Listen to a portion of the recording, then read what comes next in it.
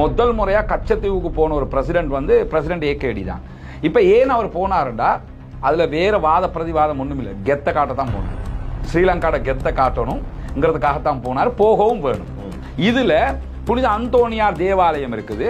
இந்த தேவாலயத்துல வருஷா வருஷம் ஒரு திருவிழா நடக்கும். அந்த திருவிழாவுக்கு கூட என்ன பண்ணுவாங்கன்னு கேட்டா, தங்கச்சி மடம், தமிழ்நாட்டில் ராமேஸ்வரம் பகுதியில் இருக்கக்கூடிய தங்கச்சி மடம் பகுதியில் இருக்கக்கூடிய ஒரு பாதிரியார் தான் வந்து இந்த திருவிழாவுக்கு தலைமை தாங்குவாரு. என்னதான் ஒண்ணே மட்டும் செஞ்சு கொடுங்க, இனிமேலாச்சும் எங்களுடைய மீனவர்கள் பாதுகாப்பா இருக்கிறதுக்காக இந்த கச்சத்தீவை இலங்கை கிட்ட இருந்து மீட்டு கொடுத்துருங்க, அது போதும். நாங்க இதை கணக்கெடுக்க தேவையில்ல, அது தேர்தல் பிரசார மேடை. அப்படித்தான் தேர்தல் காலங்கள்ல எல்லாரும் அப்படித்தான் நடிச்சுடுவாங்க, நாம அப்படித்தான் நடிச்சு விட்டீங்க. அப்படி அவரும் சொல்றாரு. கணக்கெடுக்க வானம்னு சொன்ன அந்த விடயத்துக்கு பின்னால 3 நாட்களை நாம நீங்க சொன்னது யாரு? அதாவது தேர்தல் பிரசார மேடையில அட்டிக்கி விட்டு சொன்னது அவரே சொல்றாரு. இந்த அரசியல் மேடைகள்ல சொல்ற விடயங்களை கணக்கெடுக்க தேவையில்லை, அதை புரிஞ்சுக்கோங்களேன். மலையக தமிழர்கள் இவங்களை நீங்க இந்தியா எப்ப எடுத்துக்கொள்ள போறீங்கிறதையும் கேட்கிறாங்க. 4வது என்ன கேட்கிறாங்கன்னா, கச்சத்தீவு யாருக்கு சொந்தம்? அதே மாதிரி 6வது சரத்துல என்ன ஆகுதுன்னு கேட்டா, இந்திய மீனவர்கள் கச்சத்தீவுக்கு வரலாம். ஆனா இந்திய மீனவர்கள் கச்சத்தீவுக்கு வரலாம்னு தான் இருந்துச்சு, மீன் பிடிக்கலாம்னு இல்ல. சரியா? இந்தியா ஏத்துக்கணும் இல்ல, இதை கொண்டு கொடுத்து முடியாம கணக்கும் எடுக்கல. ராமநாதபுரம் ராஜாவாவது யாராவது சொல்லிட்டு அவங்க என்ன பண்றாங்கன்னா அதை கணக்கெடுக்கல. அந்த ஆவணங்கள் எல்லாம் கிடப்புல போடப்படுது. உடனே தமிழ்நாடு முதலமைச்சர் கருணாநிதி என்ன செய்யறாருன்னா, சட்டசபையில தீர்மானம் கொண்டு வர, கச்சத்தீவு எங்களுக்கு தான் சொந்தம். தீர்மானம் கொண்டு வந்தாலே உங்களுக்கு சொந்தமா? நம்ம நாட்டில என்ன எத்தனையோ தீர்மானம் கொண்டு வரான். தீர்மானம் கொண்டு வந்துட்டா முடிவில்லை, அந்த தீர்மானம் உள்நாட்டுக்குள்ள அப்ளை ஆகலாம். உள்நாட்டுக்கு பவர்ஃபுல் தான். இது வெளிநாட்டு விவகாரம். உங்க சட்டசபையில தீர்மானம் கொண்டு வந்து சொல்லி நாங்க தந்துடணுமா உங்களுக்கு?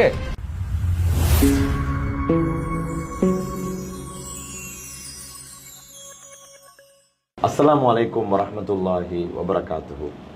ஷார்ட் நியூஸ் வழங்கும் மற்றும் ஒரு புத்தம் புதிய நிகழ்ச்சியில் உங்கள் அனைவரையும் சந்திக்கிறேன். ஷார்ட் சாட் பாட்காஸ்ட், இதுதான் இந்த புத்தம் புது நிகழ்ச்சியின் பெயர். ஷார்ட் சாட் பாட்காஸ்டில் இன்றைய முதல் நிகழ்ச்சியிலே நாங்கள் கச்சத்தீவு விவகாரம் சம்பந்தமாக கலந்துரையாடவிருக்கின்றோம். உங்களுக்கு தெரியும், கச்சத்தீவு யாருக்கு சொந்தம் என்ற விடயத்திலே அதில் எந்த விதமான மாற்று கருத்தும் இல்லை. இலங்கையின் அதிபர் சொல்லியிருக்கின்றார், இது எமக்குரியது, நாம் யாருக்கும் விட்டுத்தரப்போவதில்லை என்று சொல்லியிருந்தார். ஆனால் இந்தியாவிலே இளைய தளபதி விஜய் அவருடைய தேர்தல் பிரசாரத்திற்காக வேண்டி ஆரம்பித்த இந்த வாதம் இப்போது வலுத்திருக்கின்றது. பலரும் அது பற்றி பேச ஆரம்பித்திருக்கின்றார்கள். எனவே கச்சத்தீவு விவகாரம், இதனுடைய வரலாறு என்ன என்பதை ஒவ்வொரு இலங்கையரும் தெரிந்திருக்க வேண்டும். அந்த அடிப்படையிலே இன்றைய முதலாவது ஷார்ட் சாட் பாட்காஸ்டில் நாங்கள் சகோதரர் ரஸ்மின் அவர்களை இணைத்திருக்கின்றோம். நிகழ்ச்சிக்குள் அவர்களை சலாம் கூறி அன்போடு வரவேற்றுக் கொள்கிறேன். அஸ்ஸலாமு அலைக்கும் வரஹ்மத்துல்லாஹி வபரகாத்துஹு. வலைக்கும் ஸலாம் வரஹ்மத்துல்லாஹி வபரகாத்துஹு. ஒரு அற்புதமான காலை பொழுது, ஒரு புதிய நிகழ்ச்சி எப்படி இருக்கிறது? ஷார்ட் சாட் பாட்காஸ்ட் நல்ல நிகழ்ச்சி. ஏன்னா நம்ம நிறைய இந்த மாதிரி செய்திகளை மக்களுக்கு கொண்டு சொல்லணும்னா இப்படி ஒரு ஈஸி மெத்தட்ல நிறைய சிங்கள ஊடகங்கள் இதை பண்றாங்க. நம்ம தமிழ்ல நான் நினைக்கிறேன் டிஜிட்டல்ல முதல்ல நீங்க தான் பண்றீங்க. ரொம்ப அருமையான நிகழ்ச்சி. தொடர்ந்து நாங்க பேச போறோம். இன்றைய முதலாவது நிகழ்ச்சியிலே கச்சத்தீவு விவகாரம் சமூக வலைதளங்களிலே வைரலாகி இருக்கின்றன. அதிகமானவர்கள் பேசுகிறார்கள். இதை இளைய தளபதி விஜய் தன்னுடைய தேர்தல் பிரசார மேடையிலே மதுரையிலே 10 லட்சம் மக்களுக்கு முன்னால் ஆரம்பிக்கிறார். அவர் அந்த தேர்தல் பிரசார மேடை, அங்கு வந்திருந்த மக்கள், இவைகள் எல்லாம் பார்க்கும் போது ஒரு சினிமா பாணியிலே தான் அவர் அதனை அமைத்திருந்தார். அங்க பெரிய ஆள் மாதிரி வந்து அவர் சொல்கிறார், நாங்கள் கச்சத்தீவை மீட்கப் போகின்றோம் அப்படி சொல்கிறார். அதற்கு பின்னால் தான் இது பேசு பொருளாக மாறுகிறது. அதை தொடர்ந்து 2 நாட்களிலே கேபினட் பிரஸ் நடக்குது. அமைச்சரவை. நீங்களே கேள்வியை கேட்கிறீங்க, நான் கேள்வியை கேட்கிறேன். வெளிவிவகார அமைச்சர் தான் அன்றைய கேபினட்டுக்கு வராரு. அவர் சொல்றாரு, நாங்க இதை கணக்கெடுக்க தேவையில்ல, அது தேர்தல் பிரசார மேடை. அப்படித்தான் தேர்தல் காலங்கள்ல எல்லாரும் அப்படித்தான் நடிச்சுடுவாங்க, நாம அப்படித்தான் நடிச்சு விட்டீங்க அப்படி அவரும் சொல்றாரு. கணக்கெடுக்க வானம்னு சொன்ன அந்த விடயத்துக்கு பின்னால 3 நாட்களை நாம நீங்க சொன்னது யாரு? அதாவது தேர்தல் பிரசார மேடையில அட்டிக்கி விட்டு சொன்னது அவரே சொல்றாரு. இந்த அரசியல் மேடைகள்ல சொல்ற விடயங்களை கணக்கெடுக்க தேவையில்லை. அப்ப புரிஞ்சுக்கோங்களேன். அப்ப என்ன நடக்குது? 3 நாட்களுக்கு பின்னால ஜனாதிபதி போறாரு யாழ்ப்பாணத்துக்கு. யாருமே எதிர்பார்க்கல கச்சத்தீவுக்கு ஜனாதிபதி போவார். யாழ்ப்பாணத்துல மக்களுக்கு முன்னால சொல்றாரு, கச்சத்தீவை திரும்ப கேட்குறீங்களா? ஒரு 4 மாதம் நாங்கள் தரமாட்டோம், எங்களுக்குரியது என்ற பாணியில பேசிவிட்டு நான் இன்று அங்கே செல்லவிருக்கிறேன் என்பதையும் பொதுமக்களுக்கு முன்னால் அறிவிக்கிறேன். இலங்கை வரலாற்றில் ஒரு ஜனாதிபதி கச்சத்தீவுக்கு விஜயம் மேற்கொண்ட முதல் தருணம் என்றெல்லாம் சொல்லப்படுகிறது. கணக்கெடுக்கவான என்று சொல்றாங்க. ஆனா அதுக்கு பின்னால இவ்வளவு பில்டப் எல்லாம் நடக்குது. ஜனாதிபதி அங்க போறாரு, அது பேசு பொருளாக மாறுது. இந்தியால எல்லா பிரதான செய்திகளிலேயும் அது செய்தியாக்கப்படுகிறது. இப்போது இந்திய யூடியூபர்ஸ் அதை பத்தி பேசுறாங்க. கச்சத்தீவு விவகாரம் என்ன நடக்குது? கச்சத்தீவுல பிரசிடென்ட் ஸ்ரீலங்காவோட பிரசிடென்ட் போனதுக்கு ஒரு காரணம் இருக்குது. நான் கச்சத்தீவோட வரலாறு என்ன, அது எப்படி நமக்கு சொந்தம்ங்கிறத நம்ம நிறுவுறதுக்கு பார்க்கறதுக்கு முன்னாடி இப்போ விஜயை பொறுத்தவரையில் அவர் டிவிகே கட்சியை உருவாக்கி அந்த நீங்கள் சொன்ன மாதிரி சினிமா பாணியில் அவர் ஒரு மாநாடு, 2வது மாநாடு மதுரையில் 10 லட்சம் பேருக்கு மேலே வர்றாங்க. ரேம்ப் வாக்கெல்லாம் வைக்கிறாரு. இதுவரைக்கும் எந்த ஒரு அரசியல் தலைவர்களும் இந்த மாதிரி ஒரு மாநாடு நடத்தல. இவர் ஒரு நடிகருங்கிறதுனால கொஞ்சம் மக்களை கவர்றதுக்கு அதெல்லாம் செய்றாரு. அது அவருடைய பொலிட்டிக்கல், அது வேற. ஆனா இவர் தான் முதல்ல இந்த மாதிரி கச்சத்தீவை பத்தி பேசுறாரா இருந்தா தமிழ்நாட்டில் இருக்கக்கூடிய எல்லா பொலிட்டீஷியனும் தேர்தல் வந்தா அது ஒரு எழுதப்படாத விதி மாதிரி கச்சத்தீவை மீட்போம், கச்சத்தீவை மீட்கணும் என்றதை சொல்லுவாங்க. இது கச்சத்தீவு சம்பந்தமான ஒரு ஒப்பந்தம் நடைபெறுகிறது. சிரிமா இந்திரா காந்தி ஒப்பந்தம் 1974, அதே போன்று 1976 தான் ரியல் ஒப்பந்தம் நடக்குது. இந்த ஒப்பந்தம் நடக்கிற நேரத்தில் கருணாநிதி தான் தமிழ்நாட்டினுடைய முதலமைச்சராக இருக்கிறாரு. அவரே என்ன பண்றாருன்னு கேட்டா அப்பவே அவர்களுடைய சட்டசபையில தீர்மானம் கொண்டு வராரு, கச்சத்தீவை மீட்க வேண்டும், கொடுக்கக்கூடாது, அது எங்களுக்கு வேணும்னு சொல்லி கொண்டு வராரு. அதுக்கு பிறகு வந்து ஜெயலலிதா ஆட்சிக்கு 1991 வர்றாங்க. ஜெயலலிதா வந்து முடிய, அதாவது முதலமைச்சர் ஆனத்தோட ஜெயலலிதா செஞ்ச வேலை என்னன்னு கேட்டா கச்சத்தீவு எங்களுக்கு தான் சொந்தம், கச்சத்தீவை மீட்க வேண்டும்ன்றாங்க. பிறகு கொஞ்ச நாள்ல அந்த ஆடி அமர்ந்து மெதுவாகும்ல, அந்த மாதிரி என்ன செஞ்சான்னு கேட்டா கச்சத்தீவை மீட்காவிட்டாலும் நீண்ட கால குத்தகைக்கு எடுக்க வேண்டும். நம்ம நாடு என்ன வாடகைக்கு குத்தகைக்கு கொடுத்துக்கிட்டா இருக்குது, அது மாதிரி எடுக்கணும்னு போச்சுது. அப்ப இது ஒரு தேர்தல் காலத்துல அவங்களுக்கு என்னென்னலாம் மக்கள்கிட்ட போய் சொல்லலாம், இதையும் சொல்லி நீட்டை சொல்லுவாங்க. அங்கே நீட் தேர்வு சம்பந்தமான ஒரு பிரச்சனையை சொல்லுவாங்க எப்பயுமே. அதுக்கு கடைசி வரை தீர்வு எடுத்து கொடுக்க மாட்டாங்க. அதே மாதிரி கச்சத்தீவை சொல்லுவாங்க, இந்த இலங்கை தமிழர் விவகாரத்தை சொல்லுவாங்க. இந்த மாதிரி ஒரு லிஸ்ட்டை வச்சிருக்காங்க. நம்ம நாட்டில் கொஞ்சம் வச்சிருக்காங்கல்ல, ஈஸ்டர் வசீம் தாஜுதீன், ஈஸ்டர் இது மாதிரி அங்க கொஞ்சம் வச்சிருக்கிறாங்க. வச்சுக்கிட்டு அதுல ஒரு லிஸ்ட் தான் கச்சத்தீவு. இப்ப என்னண்டா நமக்கு இங்க இப்ப நீங்க இதுல கேபினெட்ல கேட்கும் போது நாங்க வந்து இதை அசால்ட்டா கணக்கெடுத்துட்டு போவோம். உண்மையிலேயே அப்போது ஒரு அசால்ட்டான விஷயம் தான். ஏன்னா விஜய் சொல்றாருன்றதுல ஸ்ரீலங்கா கவர்மெண்ட் அதை பெருசா எடுக்காது, அவன் நடிகர், அந்த அடிப்படையில் பார்த்துட்டு போனாங்க. ஆனா அதுக்கு பிறகு இது திரும்ப ஒரு பேசு பொருளா மாறக்குள்ள சென்ட்ரல் கவர்மெண்ட்டை சார்ந்தாக்களும் பேச ஆரம்பிக்கிறாங்க திரும்ப. ஏன்னா நரேந்திர மோடி முதல்ல பிரதமர் தேர்தலுக்கு வந்தார் இல்லையா, பாராளுமன்ற எலெக்ஷனுக்கு. அப்ப அவரும் என்ன சொன்னாருன்னு கேட்டா கச்சத்தீவை மீட்போம்ண்டாரு. கச்சத்தீவோட வரலாறு அவங்களுக்கு தெரியும், கச்சத்தீவோட ஸ்டேட்டஸ் என்னன்னு தெரியும், எல்லாம் தெரியும். என்னங்க தமிழ்நாட்டு மக்களை முட்டாளு நினைச்சுக்கொண்டாங்க. தமிழ்நாட்டு மக்களை மட்டும் இல்ல, முழு இந்தியா மக்களை நினைச்சுக்கிட்டு நரேந்திர மோடி அப்படித்தானே சொல்லியிருக்கிறாரு. ஏண்டா அது எப்படி போச்சுது, அது எந்த நிலைமைங்கிறது எல்லாருக்கும் தெரியும். எலெக்ஷன் வரக்குள்ள எதையாவது சொல்லணும்ல. ஏண்டா இப்ப பாகிஸ்தான் இந்தியா வார் இருந்தா அதை வச்சு ஏதாவது பண்ணலாம், அல்லது கிரிக்கெட் பாகிஸ்தான் இந்தியா கிரிக்கெட் இருந்தா ஏதாவது சொல்லலாம். இது ஒண்ணுமே இல்லை. இப்ப நம்ம நாட்டுக்கு சில அரசியல் தேவை இருக்கிற மாதிரி அவங்களுக்கு சிலது இருக்குது. அந்த அடிப்படையில தான் கச்சத்தீவை வந்து அவங்க தேர்தல் காலத்து எலெக்ஷன் குண்டு வாக்குன்னு சொல்லுவாங்கல்ல, அது மாதிரி வச்சிருக்கிறாங்க இதை அங்க. அப்ப இங்க உங்கள்கிட்ட இந்த வெளிவிவகார அமைச்சர் பேசும்போது அந்த பதில் சொல்லும் போது அந்த இடத்துக்கு அது பொருத்தமான பதில் தான். நாங்க இதை கேப் பண்ண தேவையில்லை, அது ஒரு மேட்டர் இல்லைன்ட்டாரு. ஆனா இது கேப் பண்ண வேண்டிய நிலைமை வருது. அப்ப ஜாஃப்னா போகக்கூடிய பிரசிடென்ட் உடனே என்ன பண்றாருன்னு கேட்டா கச்சத்தீவுக்கும் போறார். ஸ்ரீலங்கா ஹிஸ்டரியில நீங்க சொன்ன மாதிரி முதல் முறையா கச்சத்தீவுக்கு போன ஒரு பிரசிடென்ட் வந்து பிரசிடென்ட் ஏகேடி தான். இப்ப ஏன் அவர் போனாருண்டா அதுல வேற வாத பிரதிவாதம் ஒண்ணும் இல்லை, கெத்த காட்டத்தான் போனார். ஸ்ரீலங்காட கெத்த காட்டணும்ங்கிறதுக்காகத்தான் போனார், போகவும் வேணும். அது நம்ம ரசிக்கக்கூடிய ஒரு விஷயம் தான். ஏன் போனாருண்டா இப்ப இதுக்கு முன்னாடி இருந்த ஜனாதிபதி மாதிரிலாம் இந்த மாதிரி வேலை செய்யற ஆக்கள் இல்லை, அதையும் நம்ம பார்க்கணும். இந்த மாதிரி சில வேலைகளை மஹிந்த ராஜபக்ஷ யுத்தம் மாதிரியான அதிரடி வேலைகளை செஞ்சார். ஆனா இந்த மாதிரி வேலைகளை அவர் பண்ணல. ஆனா கோட்டா இது மாதிரி சில வேலை செஞ்சாரு, இது மாதிரி இல்ல சில வேலை செஞ்சாரு. அரிசி கடைக்குள்ள போறது இந்த மாதிரி வேலைகளை தான் செஞ்சாரு.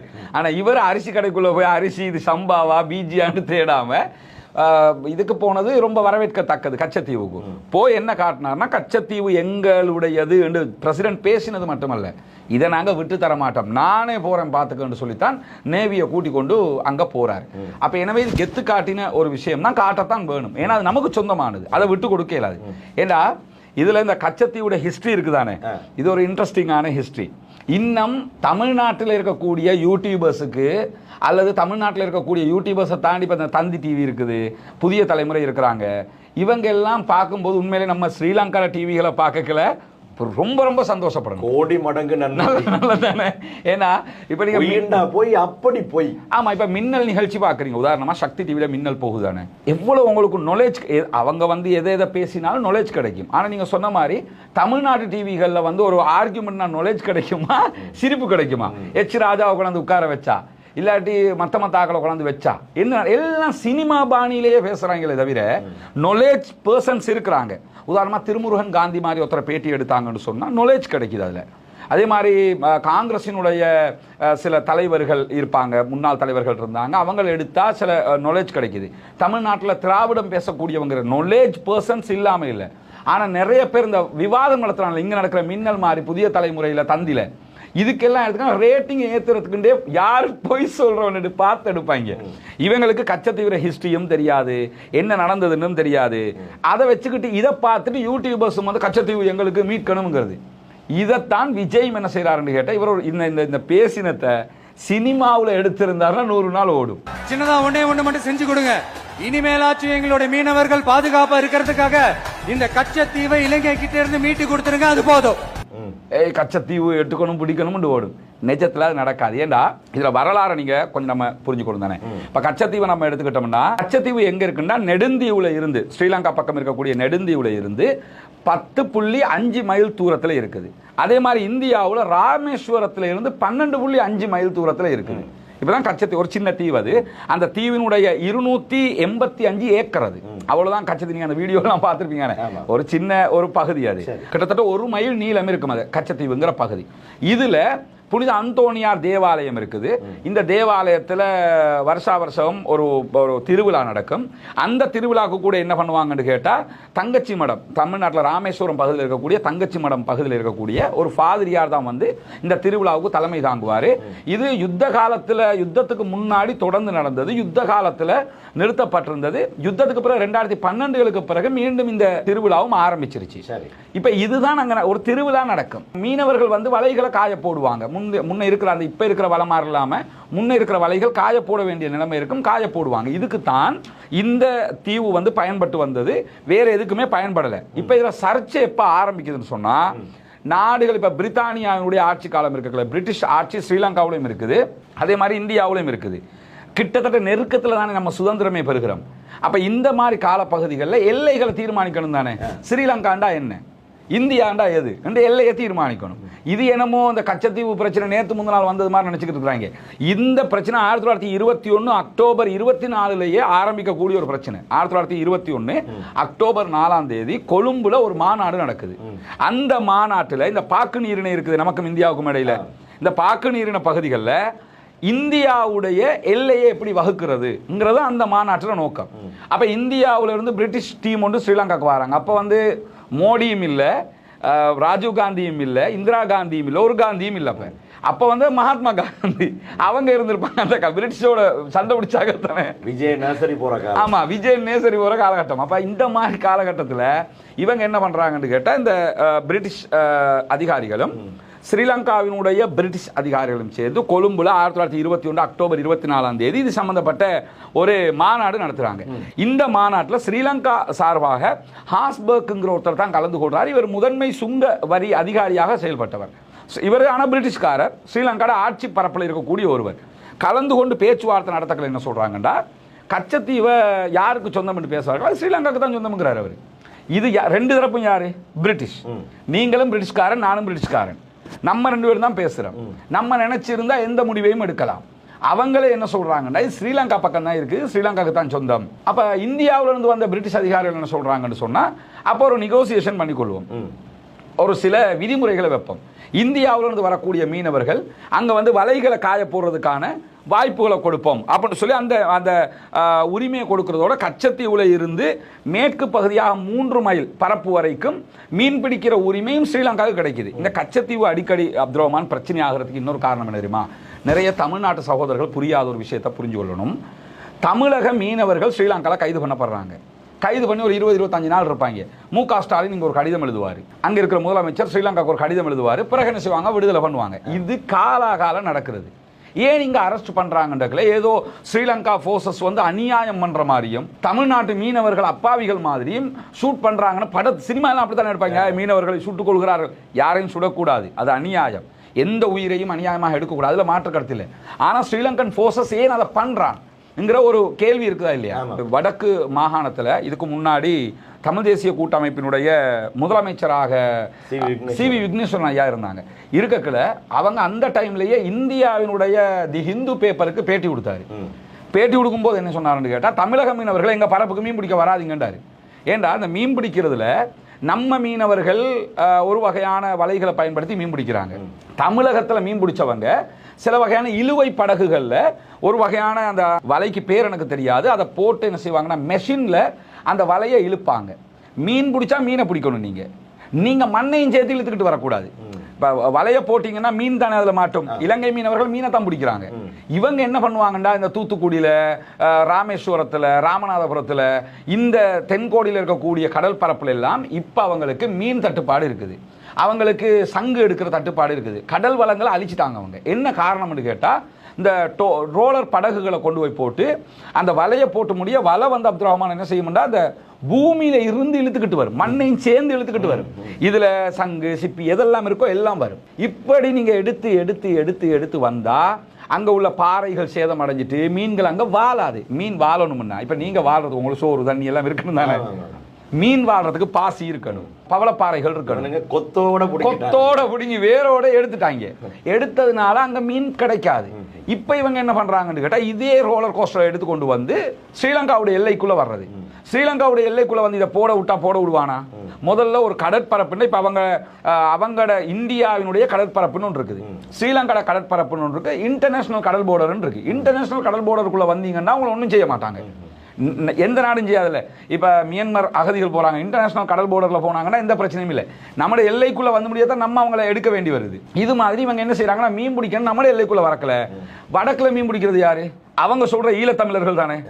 ஸ்ரீலங்கால இருந்து தெற்குல இருக்க சிங்களாக்கள் போய் வடக்குல மீன் பிடிக்கல இல்லையா?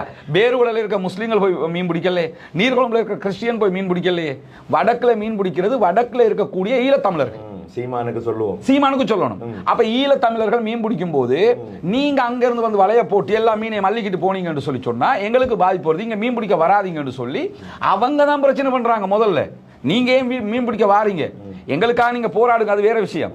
ஆனா எங்க ஏரியா எங்கட வயிற்றுல அடிக்காதீங்க.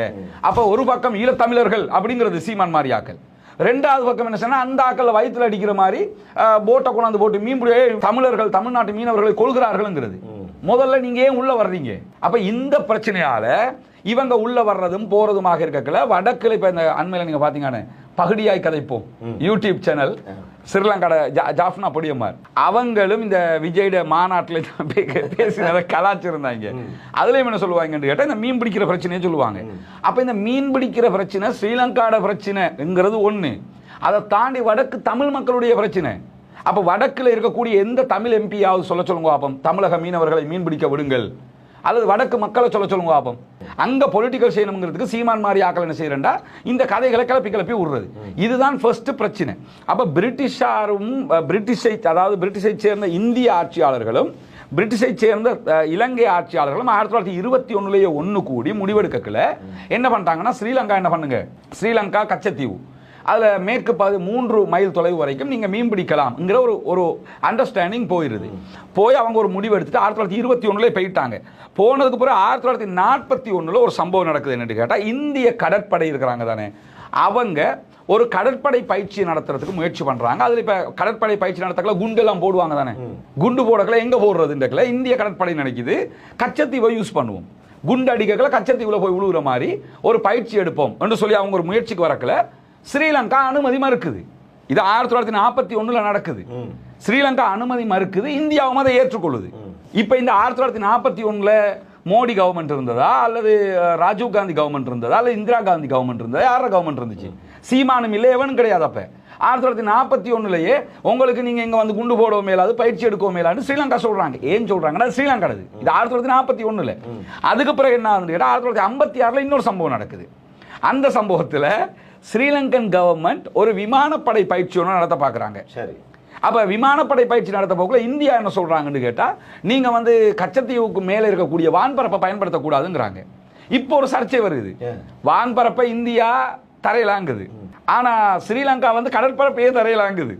இப்ப யாருக்குரியதுங்கிற இந்த சர்ச்சையும் இதுக்குள்ள வந்து கொண்டு இருக்குது. இப்படி வந்து கொண்டு இருக்கல தான் இதுக்கு ஏதாவது ஒரு முடிவு கட்டணும் என்று சொல்லி இந்தியாவும் ஸ்ரீலங்காவும் 1950 என்ன பண்றாங்கன்னு கேட்டா சில முடிவுகள் எடுக்கிறாங்க. 1950 இந்தியா தன்னுடைய கடல் பரப்பை 3 நாட்டிக்கல் மைல்ல இருந்து 6 நாட்டிக்கல் மைல் ஆக்குறாங்க.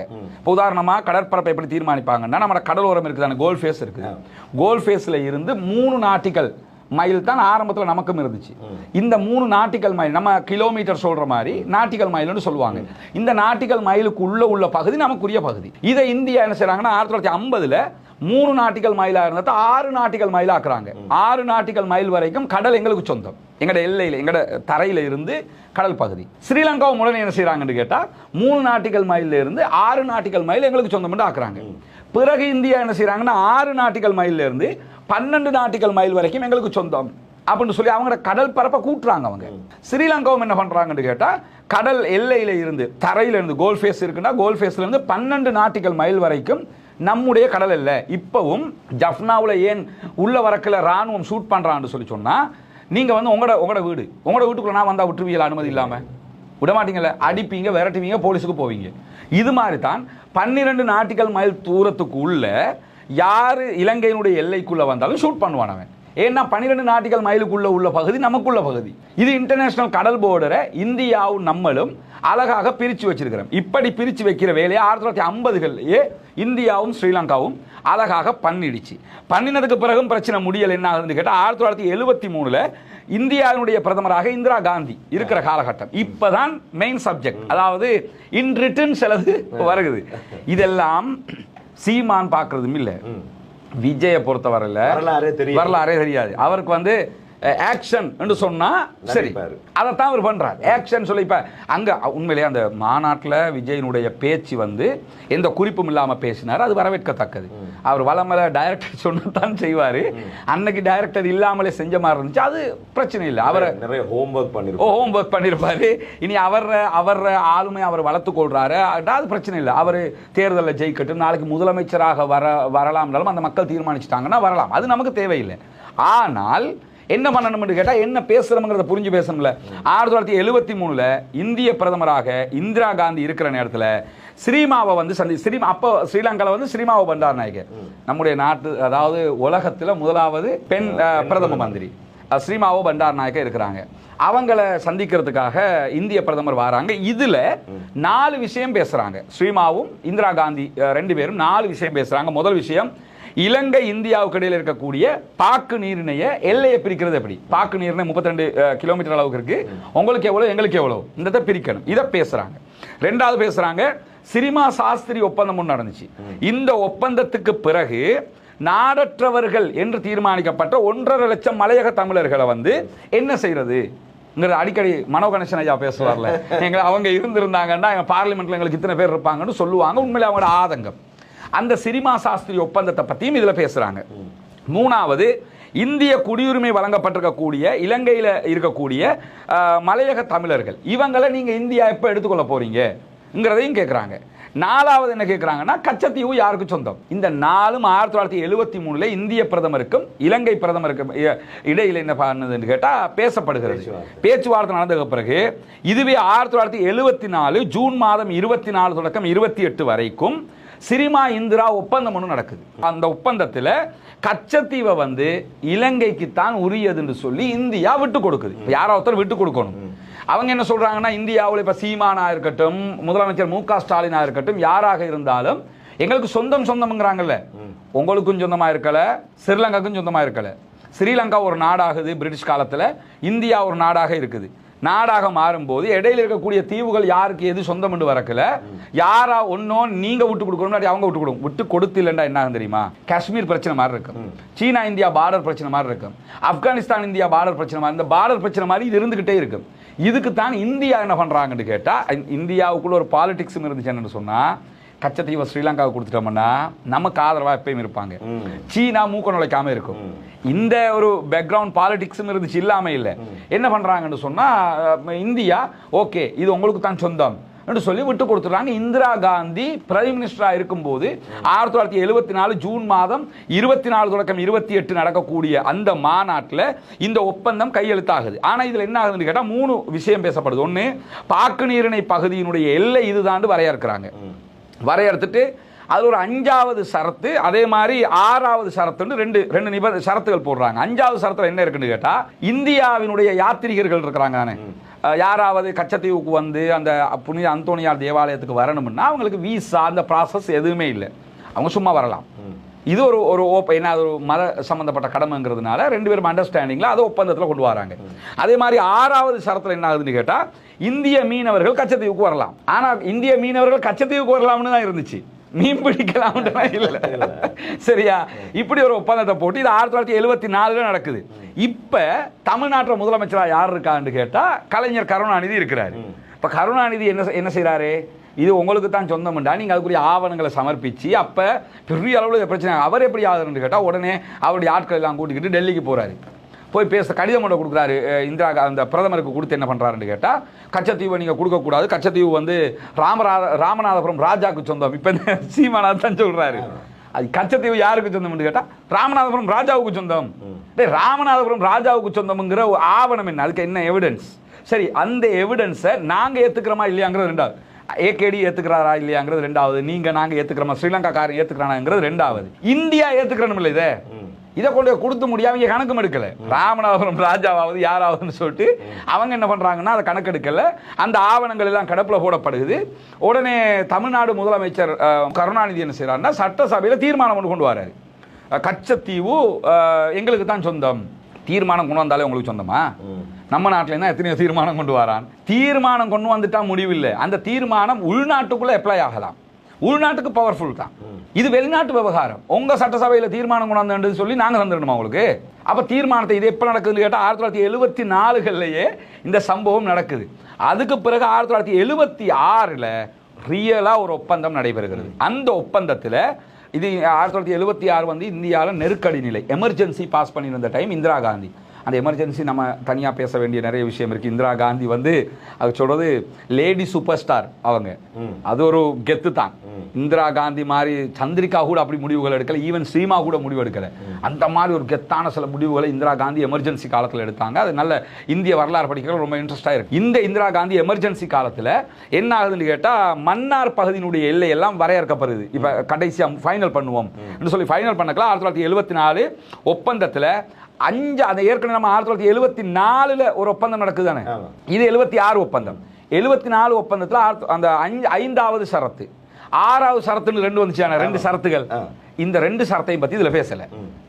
அதாவது 5வது 6வது ஷரத்தை பேசி இருந்தா இன்க்ளூடட் அர்த்தம், எதையுமே பேசல. அப்ப என்ன அர்த்தம் கேட்டா ஒட்டுமொத்தமா ஒன்றும் இல்ல, கழுவி ஊத்திட்டாங்கன்னு அர்த்தம். சரியா? அது இல்ல, கடாசி வீசியாச்சு. இந்த 2, அதாவது இந்திய மீனவர்கள் கச்சத்தீவுக்கு வரலாம்ங்கிற சரத்தும் அதுல இல்ல, யாத்திரிகர்கள் வரும்போது விசா இல்லாம ப்ராசஸ் இல்லாம வரலாம்ங்கிறதும் அதுல இல்ல. எனவே ஏன் அதுல இல்லாம போச்சுன்னா அந்த முடிவை இந்தியா எடுக்கலாம். அந்த முடிவை யார் எடுக்கணும்? இப்ப ஸ்ரீலங்கா. கச்சத்தீவு ஸ்ரீலங்காவுக்கு சொன்னோம்னா உங்க வீட்டுக்குள்ள வரணும், நான் வரணுமா வேணாமாங்கிறது யார் முடிவு எடுக்கணும்? நீங்க தானே முடிவு எடுக்கணும், நான் முடிவு எடுக்கலாமா? அது மாதிரி அந்த முடிவு தெளிவா ஒப்பந்தத்தில் 1976 இந்த ஒப்பந்தம் மார்ச் மாதம் 3ஆம் தேதி நடக்குது. இந்த ஒப்பந்தத்தில் கச்சத்தீவு ஸ்ரீலங்காவுக்கு தான் சொந்தம் டிக்ளேர் இந்திய கவர்மெண்ட் மிக தெளிவாக ஒப்புக்கொண்ட ஒரு முடிவு இது. திருப்பி இதை நாங்கள் எடுக்கணும் பிடிக்கணும் வரலாறு பேசிக்கிட்டு இருக்கிறதுல ஒரு பிரயோஜனம் இல்லை. ஆனால் இதில் இன்னொரு சம்பவம் நடக்குது. அப்போ ஜனசங்கம் சார்பாக ஜனா கிருஷ்ணமூர்த்திங்கிறவர் சுப்ரீம் கோர்ட் போறாரு. இந்தியாவில் சுப்ரீம் கோர்ட் போய் ஒரு வழக்கு போறாரு. அப்போயே போடுறாரு, இந்த ஒப்பந்தத்தை ரத்து பண்ணணும், கச்சத்தீவை வந்து ஸ்ரீலங்காவுக்கு கொடுக்க இயலாது, ஒப்பந்தத்தை கேன்சல் பண்ணுங்கன்னு சொல்லி ஜனா கிருஷ்ணமூர்த்தி போனதோட என்ன ஆகுதுன்னு கேட்டா நீதிமன்றம் ஒரு கேள்வியை கேட்குது. சரி, கச்சத்தீவு இந்தியாவுக்கு தான் சொந்தம்ங்கிறதுக்கு ஆதாரம் தாங்க, அப்ப ராமநாதபுரம் ராஜாட ஆவணத்தை ஒண்ணு கொடுக்க வேண்டியதானே? கொடுக்கல, அது அங்க எடுபடல. அப்ப ஆதாரம் கேட்கிறாங்க, ஆதாரம் கொடுக்கப்படல, ஆதாரங்களும் இல்ல ஆவணங்களும் இல்லைன்றதோட உடனே சுப்ரீம் கோர்ட் என்ன பண்ணதுன்னு கேட்டா வழக்க டிஸ்மிஸ் பண்றாங்க. வழக்கு டிஸ்மிஸ் பண்ணினதோட ஒப்பந்தம் நடைமுறைக்கு வருது. இந்த வழக்கு ஸ்ரீலங்கால போடப்பட்டதா? எங்கேயும் போடப்படல. இந்தியாவில் சுப்ரீம் கோர்ட்டில் போடப்பட்ட வழக்கு. அந்த வழக்கிலையும் முதல்ல இந்தியா லீகலி நமக்குத்தான் சொந்தமன்றத்தை ஒப்புக்கொண்டாங்க. ரெண்டாவது இந்தியாவுடைய சுப்ரீம் கோர்ட்டில் போட்ட வழக்கு தள்ளுபடி ஆயிடுச்சு. அந்த அடிப்படையில் நமக்கு தான் சொந்தமன்று ஆயிடுச்சு. இதெல்லாம் நடந்ததுக்கு பிறகுதான் 1991 ஜெயலலிதா அம்மையார் வந்து என்ன செய்யறாங்கன்னு கேட்டா, நாங்கள் கச்சத்தீவை மீட்போம். அவங்களும் சினிமாவில் இருந்து வந்தவங்க தானே, சரியா? வந்ததுனால அவங்களும் அதே மாதிரி பேசுறாங்க. பேசிட்டு கொஞ்சம் ஆறி அமர்ந்து குத்தகைக்காவது எடுப்போம் அப்படின்னாங்க. இப்ப திடீர்னு நான் ஒரு நவீன எம்ஜிஆர் என்றுகிட்டு விஜய் வந்திருக்காரு. விஜய் வந்து கச்சத்தீவை மீட்க வேண்டும், நான் அதை என்ன. இதுக்கு முன்னாடி அவர் ஃபர்ஸ்ட் மாநாட்டு உரை பார்த்திருப்பீங்க. அதுல வந்து அவர்கள் பாசிசம் என்றால் நீங்கள் என்ன பாயாசமா? முதல்ல இது ஒரு பொலிட்டீஷியன் பேசுற பேச்சல்ல. சினிமாவுலையும் ஹீரோ இப்படி பேச மாட்டான், காமெடியன் தான் இப்படி பேசுவான். அவர் காமெடி பீஸ் மாதிரி என்ன பண்றாருன்னா, அந்த திராவிடம், அவருக்கு முதல்ல திராவிடம் என்னன்னு தெரியல விஜய்க்கு. அதே மாதிரி பாசிசம் என்ன பாயாசம் என்ன வித்தியாசம் தெரியல. முதலமைச்சர் எப்படி சொல்லணும் என்றே அவருக்கு தெரியல. ஏன்னா அந்த போஸ்டிங் ஒரு மரியாதை, மேடை கௌரவம்ங்கிறதே அவருக்கு தெரியல.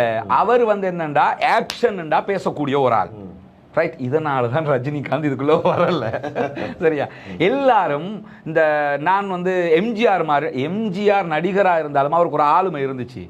விஜய்க்கு எதிர்காலத்தில் அந்த ஆளுமை அவர் வளர்த்துக் கொள்ளலாம், அது வேற விஷயம். நான் அவர் தகுதியே இல்லைன்றெல்லாம் நான் பேச வரல. ஆனா இப்ப அவர் பேசுகிற பேச்சில் மெச்சூர்ட் ஆனது அல்ல, காமெடி ஆனது. எனவே அவருக்கு முதல்ல இந்த கச்சத்தீவோட வரலாறு அவங்க விஜய் மட்டும் இல்ல சீமானும் படிக்கணும். இன்னும் இந்த அந்த ராஜாட கதையை சொல்லிக் கொண்டிருக்காம, ராமநாதபுரம் ராஜாவுக்கு சொந்தம் சொல்லிக் கொண்டிருக்காம, சுப்ரீம் கோர்ட்டும் இல்லைன்னு ஆக்கிட்டு, அப்ப இந்தியாவை இதை முடிவெடுத்துட்டு நமக்கு சொந்தம் இல்லைன்னு. அப்ப இது ஸ்ரீலங்காவுக்கு சொந்தம். அதனாலதான் கெத்தா அனுரகுமார போய் என்ன செஞ்சாருன்னு கேட்டா, இது எங்களுக்கு சொந்தம்டா போய் இறங்கி இருக்கிறாரு. எனவே கச்சத்தீவு நமக்கு சொந்தம்ங்கிறத நம்ம மட்டும் சொல்லல, இந்தியாவினுடைய நிறைய அதிகாரிகளும் இதை பேசுறாங்க. நீங்க ஆவுடைய அப்பனுடைய இன்டர்வியூ ஒன்று போயிருக்கு, நான் அதை பார்த்தேன். அதுல கலந்து கொண்ட யூஎன்னுடைய அதிகாரி மிக தெளிவாக என்ன சொல்றாருன்னா, இது ஸ்ரீலங்காவுக்கு தான் சொந்தம், அதுக்கு எந்த நமக்கு சொந்தம்ங்கிறதுக்கு ஆவணம் இல்லைங்கிறாங்க. எனவே இது முடிஞ்ச கதை. அவங்க எலெக்ஷனுக்கு பேசட்டும், ஆனா நமக்கு விவரம் தெரியணுமே. தமிழ்நாட்டினுடைய சகோதரர்களும் புரிஞ்சு கொள்ளணும், இதுல இனவாதமோ அல்லது மதவாதமோ பேசுறதுக்கு ஒண்ணுமே இல்லை. ரெண்டாவது, ஈழத்தமிழர்களை வச்சு பொழப்பு நடத்துகிற சீமான் மாரியாக்கள் என்னென்னா, பிரபாகரனை சந்திச்சேன், ஆமக்கறி சாப்பிட்டேன், பூனக்கறி சாப்பிட்டேன் எல்லாம் கதை விட்டுறவர். இந்த விவரத்தையும் புரியணும். ஈழத்தமிழர்கள் தான் இங்கே பாதிக்கப்படுறாங்க. இந்த கச்சத்தீவு விவகாரத்தை இவங்க தூக்கி பிடிச்சாங்கன்னா இங்கே பாதிக்கப்படக்கூடியது ஈழத்தமிழர்கள். சார் சொல்கிற பொய்க்கு மனது வேணும். அந்த யார் நம்மளோட எம்பி ஒருத்தர் இருந்தார் முன்ன, இப்போ அவர் எம்பியால போன பார்லிமெண்ட்டில், அவர் தான் சொன்னார் ஆமக்கறி பூனக்கறி கதையெல்லாம் சொல்லி கிண்டலும் அடித்தார் பார்லிமெண்ட்லேயே. அது மாதிரி பிரபாகரன் கூட்டிகிட்டு வந்தாராம், யுத்தம் ஹோன் நடக்குது, அதுக்குள்ள இவருக்கு ஆமக்கறி சாப்பிட்டு சமைச்சு கொடுத்தாராம். அப்ப இது மாதிரி இந்த பிரபாகரனை வச்சு தொழில் பண்றது, பிரபாகரனை வச்சு கட்சி நடத்துறது, இந்த குரூப்புக்கு இப்ப நான் எதிர்பார்த்தேன் விஜயும் தன்னுடைய ஸ்லோகனை சொல்லும் போது மீண்டும் இந்த பிரபாகரன் கதையெல்லாம் எதையாவது எடுப்பாரு. அதில் எடுத்தா தானே அவங்களுக்கு வாழையிலும். எனவே இது இந்தியாவுடைய தமிழகத்தினுடைய பொலிட்டிக்கலுக்கு நடக்கிற விஷயம் இது. சரி, எனவே வாயை மூடி மௌனமாக இருக்கிறது மட்டுக்கும் இது நல்லம். இல்லாவிட்டால் இதை தொடர்ந்து பேசு பொருளாக மாற்றுவதிலே எந்த விதமான பலனும் இல்லைங்கிறது நாங்கள் சீமான், இளைய தளபதி விஜய், இந்த கச்சத்தீவை திரும்ப நாங்கள் பெற்றுக்கொள்ளணும்னு சொல்லக்கூடிய அனைவருக்கும் ஷார்ட் சாட் பாட்காஸ்டினூடாக சொல்லிக்கொள்வோம். அடுத்ததாக அன்றகுமார திசாநாயக்க ஜனாதிபதி அவர்கள் அண்மையில் யாழ்ப்பாணத்திலே உரையாற்றும் போது கச்சத்தீவை ஒரு சுற்றுலா தலமாக மாற்றுவோம் என்று சொன்னதற்கு இன்றைய தினத்திலே ஒரு மன்னார் மாவட்ட ஆயரா அல்லது எனக்கு சரியாக ஞாபகத்திலே இல்லை அங்கே அந்தோனியார் ஆலயம் இருக்கின்றது, அதை சுற்றுலா தலமாக மாற்றப்படுவதை நாங்கள் விரும்பவில்லை என்ற அடிப்படையிலே சொல்லியிருக்கின்றார்கள். பொறுத்திருந்துதான் பார்க்க வேண்டும் இதில் என்ன நடைபெறப் போகின்றது. இதில் நிறைய நம்ம நாட்டுக்குள்ள நிறைய தீவுகள் இருக்குது. இந்த தீவுகள் எல்லாம் சுற்றுலா தலங்களாக மாற்றப்படுகிற போது நமக்கான இன்கம் சோர்ஸ் அதுதானே. ஏன் இப்ப மால்டீவ்ஸ்ல அவங்களுடைய இன்கம் டாலர்கள் அவ்வளவு வருமானம் வர்றதுக்கு காரணமாக தானே அவங்க இருக்கிற தீவுகள் எல்லாம் வந்து சுற்றுலாத்தலமாக மாற்றிருக்காங்க. அந்த அடிப்படையில் கூட பிரசிடென்ட் அதை யோசிச்சிருக்கலாம். பிரசிடென்ட் யோசிக்கிறாருன்னா அவருக்கு அந்த ஐடியாவும் சொல்லியிருப்பாங்க தானே, இப்படி செய்வோம்னு. இனி அதை அரசாங்கம் தான் முடிவெடுக்கணும். பொறுத்திருந்து பார்ப்போம் என்பதை கூறிக்கொண்டு, எது எவ்வாறாக இருந்தாலும் அரசாங்கம் தான் முடிவெடுக்க வேண்டும். கச்சத்தீவை சுற்றுலா தலமாக மாற்றுவதா இல்லையா என்பதை பொறுத்திருந்து பார்ப்போம் என்பதை கூறிக்கொண்டு, இன்றைய எங்களுடைய ஷார்ட் சாட் பாட்காஸ்ட் புத்தம் புது நிகழ்ச்சியிலே முதலாவது எபிசோடில் இருந்து நாங்கள் இப்போதைக்கு விடைபெற்றுக் கொள்கின்றோம். சகோதரர் ரஸ்மினுக்கு நன்றிகளை கூறிக்கொள்கின்றேன். ரொம்ப நன்றி. மீண்டும் இன்னும் ஒரு காலை பொழுதில் உங்கள் அனைவரையும் சந்திக்கும் வரை விடைபெற்றுக் கொள்கின்றேன். அஸ்ஸலாமு அலைக்கும் வரஹ்மத்துல்லாஹி வபரகாத்துஹு.